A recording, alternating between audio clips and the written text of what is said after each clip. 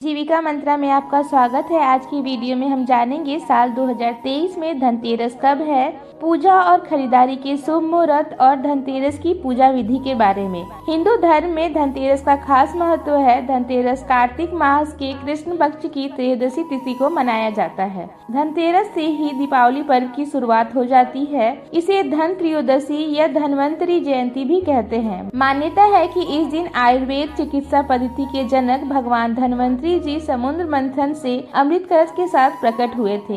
इसलिए इस दिन बर्तन खरीदने की भी परंपरा है। कहा जाता है कि इस दिन खरीदी गई चल अचल संपत्ति में 13 गुणे की वृद्धि होती है। आइए जानते हैं धनतेरस की तिथि और शुभ मुहूर्त के बारे में। साल 2023 में धनतेरस का पर्व 10 नवंबर शुक्रवार को है। धनवंतरी देव पूजा का शुभ मुहूर्त होगा 10 नवंबर सायकाल 5:47 से रात्रि 7:43 तक। प्रदोष काल पूजा मुहूर्त होगा सायकाल 5:30 से रात्रि 8:08 तक।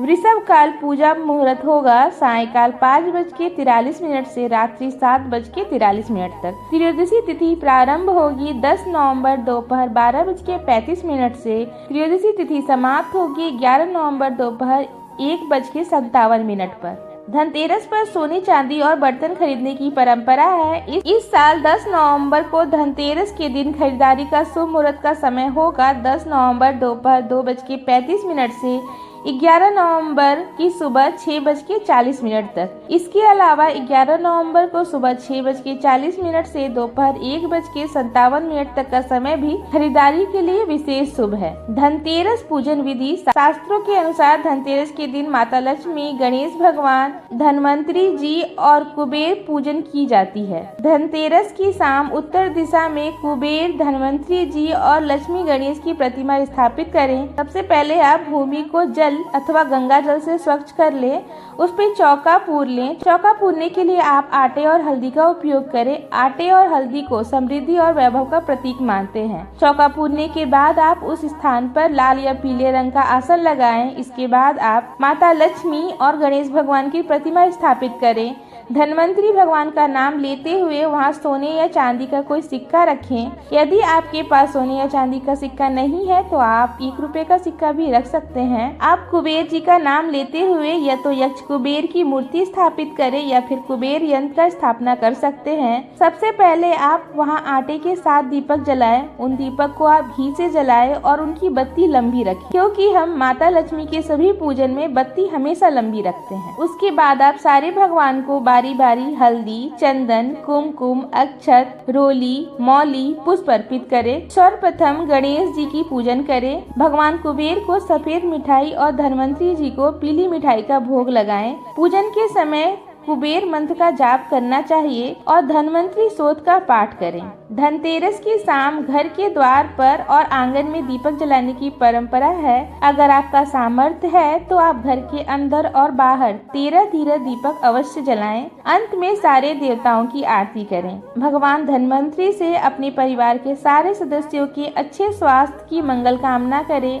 माता लक्ष्मी और गणेश भगवान से शुभ और वैभव की कामना करें और कुबेर भगवान से धन की स्थायित्व रहने की कामना करें। शास्त्रों के अनुसार कार्तिक माह के कृष्ण पक्ष की त्रयोदशी की रात यम देवता का पूजन किया जाता है। इस दिन रात्रि में दक्षिण दिशा की ओर यम देवता के नाम का दीपक रखना चाहिए। मैं आपको दीपक रखने की विधि भी बता देती हूँ। सबसे पहले दक्षिण दिशा की तरफ दीपक जहाँ जलाना है उस जगह को आप गंगा जल से साफ कर लें। दीपक जलाने से पहले आप वहाँ चावल अवश्य रखें। यम देवता के दीपक में आप कभी भी घी का प्रयोग न करें। हमेशा तिल के तेल या सरसों के तेल का ही उपयोग करें। दीपक में आप पुष्प, सरसों, तिल, कौड़ी और 1 रुपए अवश्य रखें। दीपक की बाती लंबी रखें ताकि वह पूरी रात जलती रहे और यम महाराज से निवेदन करें कि यह दीपक हमने आपके लिए जलाया है और अपने परिवार की सुरक्षा के लिए जलाया है। हमारा परिवार हमेशा अकाल मृत्यु के भय से बचा रहे। इस प्रकार दीपक जला के आप प्रार्थना करें। ऐसी मान्यता है कि ऐसा करने से मनुष्य के अंदर से अकाल मृत्यु का भय निकल जाता है। यह थी धनतेरस की पूजन विधि और साथ ही यम महाराज का दीपक कैसे निकालना है। अगर आपको हमारे द्वारा दी गई जानकारी पसंद आई है तो वीडियो को लाइक करें, अपना सुझाव कमेंट बॉक्स में अवश्य लिखें। साथ ही आप अगर हमारे चैनल पे पहली बार आए हैं तो हमारे चैनल को सब्सक्राइब करके जाएं। धन्यवाद।